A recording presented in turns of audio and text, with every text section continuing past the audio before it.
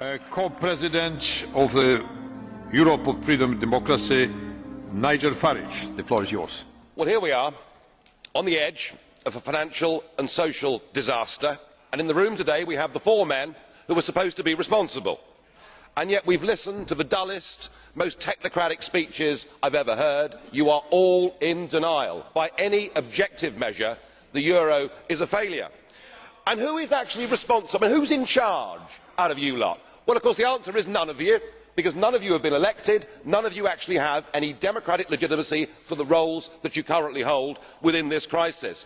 And into this vacuum, albeit reluctantly, has stepped Angela Merkel. And we are now living in a German-dominated Europe. Something that the European project was actually supposed to stop. Something that those that went before us actually paid a heavy price in blood to prevent. I don't want to live in a German-dominated Europe, and nor do the citizens of Europe. But you guys have played a role, because when Mr Papandreou got up and used the word referendum, or Mr Rehn, you described it as a breach of confidence, and your friends here got together like a pack of hyenas, rounded on Papandreou, had him removed and replaced by a puppet government. What an absolutely disgusting spectacle that was. And not satisfied with that, you decided that Berlusconi had to go.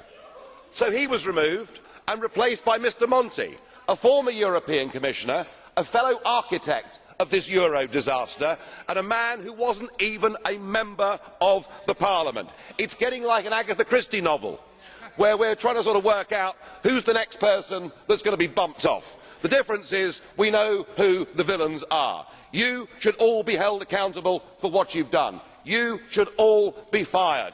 And I have to say, Mr Van Rompuy, 18 months ago when we first met, I was wrong about you. I said you'd be the quiet assassin of nation-state democracy, but you're not anymore. You're rather noisy about it, aren't you? You, an unelected man, went to Italy and said this is not the time for elections, but the time for actions.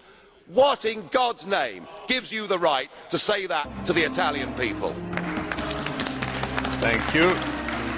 The